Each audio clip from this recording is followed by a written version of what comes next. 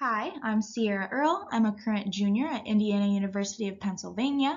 I did this research with Dr. Holly Travis through the biology undergraduate research experience.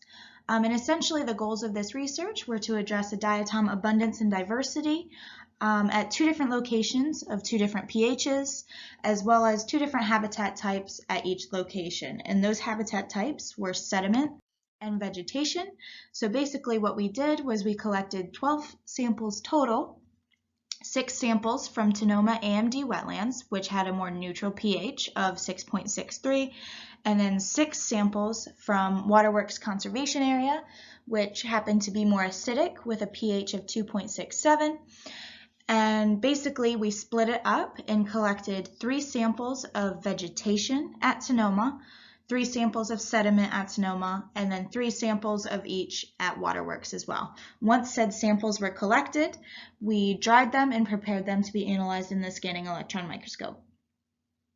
Once the 12 samples were analyzed in the scanning electron microscope, I used RStudio to analyze the data further, and as you can see by these box and whisker charts, I did a richness test, and you can see that Tanoma actually has the greatest amount of species present, but also vegetation is a close second.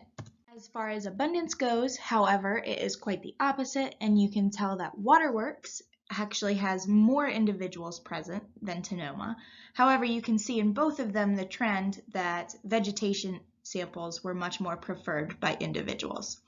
And what we have here is a navicula, which was the most common at Tanoma. We have Eunotia right here that pretty much dominated the rest of the samples.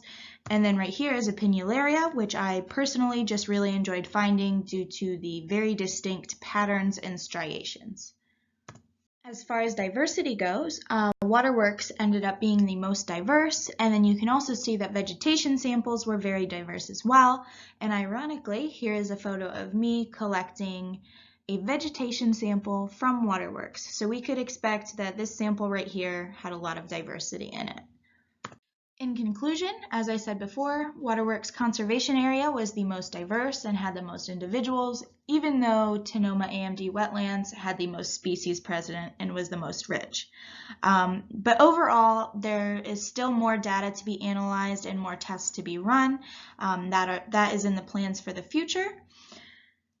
I would also like to take a moment to acknowledge Dr. Holly Travis for helping me through this entire experiment, as well as Henry May and Dr. Deerdorf for helping me and assisting me in the SEM lab, Dr. Jonathan Warnock for helping me ID diatoms, as well as Dr. David Janetsky for helping me analyze data in RStudio.